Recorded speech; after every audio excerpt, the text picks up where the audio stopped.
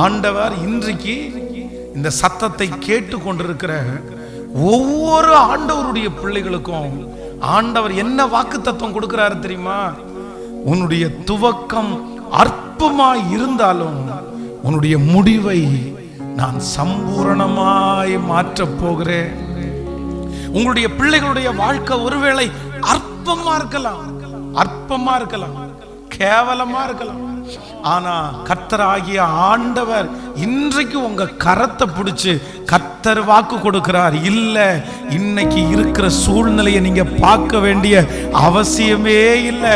உங்களுடைய துவக்கம் அற்பமா இருந்தாலும் எந்த காரியத்தை குறித்து நீங்கள் கலங்கி கொண்டிருக்கிறீர்களோ அந்த காரியத்தினுடைய முடிவை கர்த்தர் சம்பூரணமாய் மாற்றுவேன் என்று கர்த்தர் வாக்கு கொடுக்கிறார்.